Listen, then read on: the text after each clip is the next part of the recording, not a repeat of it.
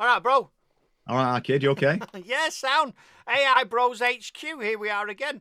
Yeah, it's been good. It's been a busy week, and there's something. I mean, obviously, we're all about helping businesses and creatives streamline what they're doing by utilizing AI solutions, and we're not just using ChatGPT as a search engine. So, but what I've noticed, and I don't know if you've noticed, I listen to a lot of podcasts all the time in work with what I'm doing because I'm riding a motorcycle a lot of the time, and so I have podcasts on our music. And what I've really noticed in the last few weeks, last month or so, more than anything, and I don't think it's the red car scenario, is virtually every podcast I'm listening to. Name all the big podcasters, right? Virtually every podcaster, whoever they're interviewing, there tends to be either the full show about AI or an element of that show about AI. There was one I was listening to yesterday. Can't think what his name is now. It's a big podcast, and he had a guy on who's into music. He's a music master, music creator, music producer, and he was talking about the music industry, and then he was talking about AI. He ended up talking about AI and how AI is affecting the music industry, how there's certain places using AI to remaster, or they're using it for commercials. There's companies testing AI to see if... What's that noise? It's me that. Go on. Testing AI to see if people will accept it as a form of creative music.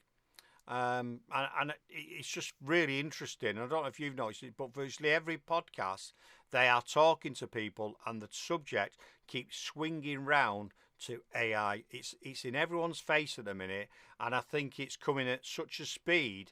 And I think everyone's waking up to AI now, and that's why we set this channel up ages ago and been talking about it, because that businesses, if they're not on board, or if everyone's talking about it, right, something there, if all these major podcasters are discussing it with people and they're saying how it's going to affect this, how it's going to affect that, there's still businesses out there that are just know it's happening and just totally ignoring it, and they're just going to get left behind. Yeah, I totally agree. I think I was speaking to a neighbour the other day. She was talking about having a legal concern, and she was talking about using Chat GPT. So it's coming up all the time wherever you're going, people are talking about it. But I think there's some of them are sort of dismissing it as well, because they're only seeing, say, you talk about Chat GPT. That's just Yeah, one it's just one one. element.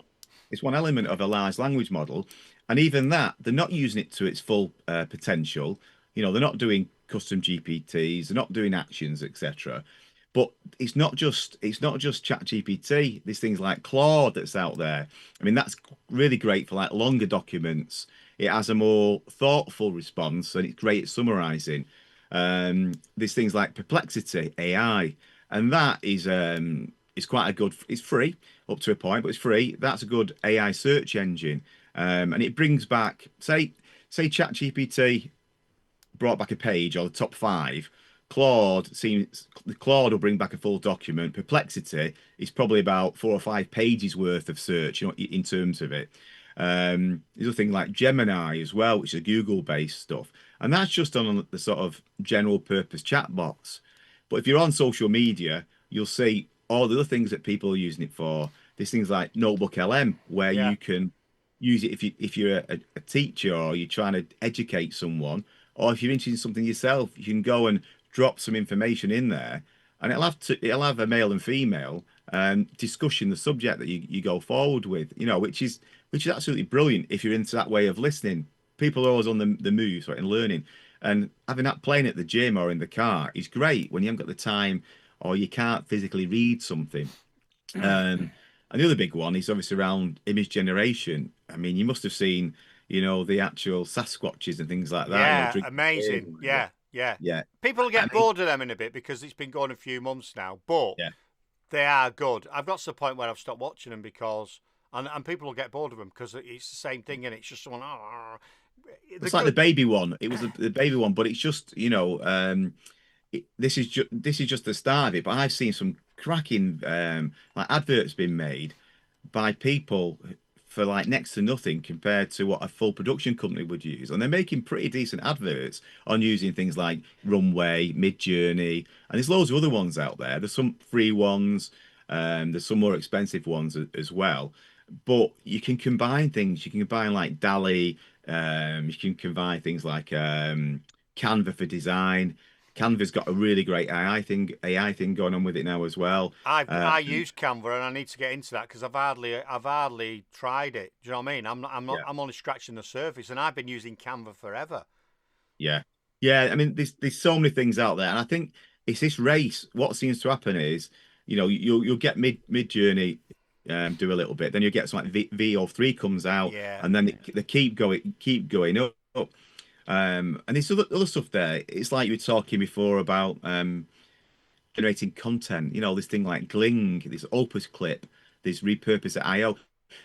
I'm not saying go look at all these shiny new objects, but there are these tools here, and one of them might fit what you want in your home life or in yeah. your business life. It really can save you loads and loads of time. Um, I mean, people talk about vibe coding, and you've seen all the stuff, about GitHub has got Copilot. You can use Grok for doing some coding, and yeah, they're not 100% there, but they'll get you a long Oh way, man, particularly yeah. if you've not got it.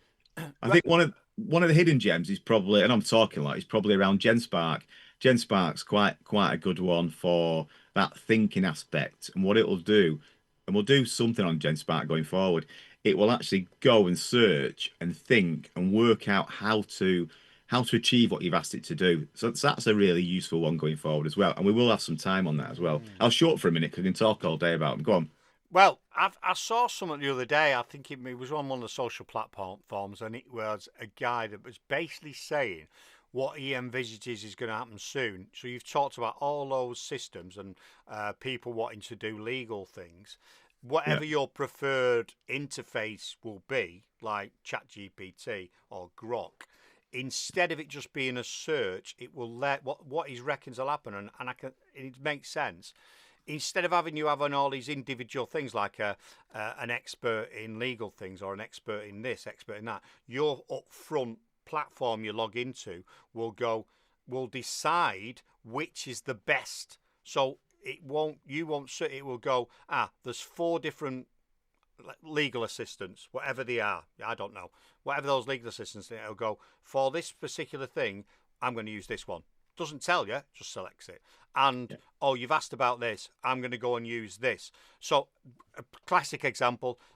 Can you get me a taxi? I want a taxi from London, Heathrow to wherever, the Shard, right? So you normally what you do, you go, do I use Uber? Do I use a taxi? Use this? That your AI system will decide which is the best one to use at that moment in time. So it could be Robo Taxi from Elon Musk, Tesla. Do you know what I'm saying? So that's what they reckon potentially is going to be the next step from what we're doing now. So at the minute, we're using the interface, different interfaces. Eventually, it'll come together where you'll go, right, I want a taxi, or I book this, or I want something delivering. I want a pizza delivering in half an hour, and it'll go, which one do you want? Grab, or whatever you're doing. So if you was in Thailand, I was in Thailand recently. It's not Uber or Uber Eats, it's Grab. So it'd probably go, oh, you're in Thailand, you don't use that one. I'm going to now use Grab because that's the local one, and just saying that. Yeah. Imagine how much that is going to change things. And I think we're already I think astounded by what's going on now. But when that development comes on, that's frightening. I think what the development's been over the last few months, weeks, a week is probably like a year in AI at the moment. They're starting to get more onto the apps now, so that they're starting some of the things that you used to see just online and web browsers are becoming now more part of an app, so that makes it easier. But some of these other services that are coming out, you're picking your models as well. So you might have a GenSpark, etc. And what they're saying is, which model do you want to use? There's something like Flow with AI, and what you can do there is you can say, I want you to use this one, this one, this one. But going forward, like you say, these agents and agentic AI, it will work out itself. Actually, this particular large language model is better for what I want. I'll go and use that. I'll go and use, DALL-E for image generation, or I'll go and use GPT for this. And I think that is where it's going. And there's things like automation. So already with like Make.com, there's Zapier, there's NAN. Within these things, you're starting to generate like an MCP. You're generating all these little agents, and they're all there. And when you give it a task, you can choose where it's going to go. But in the future, it will choose better for you to go. Actually, they want to, categorize some data. I'll use this one and go through that workflow. But you're dead right. I think over the next few months, it's going to be better than that. You just say, yeah, get me a taxi, boom. Or it'll even be worse than that in a year. It will be, oh, I noticed you've just got off the train. Oh, yeah. Yeah. Yeah. And I've noticed in your calendar that you go into the Shard for a meeting at 10. Your taxi's waiting for you outside. Yeah. It's already there. Wow. Yeah, I exactly. didn't even think that. Wow. That is, it will get to that point, won't it? It will, if you're a regular traveller or you're regular doing stuff, it will know, oh, you're going to, that's where it could get to. So if you're in business and you're going to you're traveling a lot or whatever, you're going different places, it'll get used to what you're doing and go, oh, he's having another meeting again, isn't he? He's not just going to London to go out or sightseeing. I know he goes there regularly. That is going to be ridiculous, isn't it? He'll actually know. Then the taxi will be there waiting for you. In fact, he'll probably even know and book your tickets for you for your train, and you've not even said you want to go. Yeah, I think it'll get that. I mean, even now, if you just look at your, if you've got an Alexa, it's simple things. It's there for a while around, you're running low on batteries for your Hive or X, Y, and Z. Yeah. And I think it's that balance between giving too much control away and getting it done freely for you. You know what I mean? Well, And I think, yeah, it's a bit like my studio. I need to modify some stuff because I've got loads of sockets. But if I'm in here, I've got a backlight I've got lighting that I've got in here. I've got speakers that I don't want all the time, and I just come in and say, Alexa, speakers on. My speakers click on, or Alexa backlight on, or Alexa studio lights on, and it controls it all. I can turn it off, but I can do that from anywhere. I can do that from anywhere. If I go, I've got a heater in here, some bright spark has made an app for it, so I can actually I can set my heaters to come on before I come into my studio in the winter and it's warmed up. So I'm not sure. Not everybody. AI is not going to be right for everybody, but if people don't, because not everyone's got smart homes, not everyone's using smart technology, not everyone's got an Alexa. However, if you've not and you're not aware of it, for the general population, the people need to get on board with. That's what scares me about it more than anything. Is people are blindly just bobbling along, thinking I'm going to be fine, life's going to be great, and they'll get to a point, look around, and go, "Hang on a minute, what's going on here? Why can't I? Why is there no phone boxes on the street anymore? Because there's not, are they? They're all it's the same sort of thing, isn't it?" I totally agree. I think for me, from the corporate world, I just think how much time I've wasted and so many of my colleagues have wasted, say doing a presentation, for example. Well, now there's things such as, say, Tome AI, that'll do you a presentation based on a single prompt. You've got things like Gamma, and that will produce it from text, and they're very, very good when they're done. Things like Beautiful AI is another one. There's loads out there, and I suppose it's whatever suits your needs.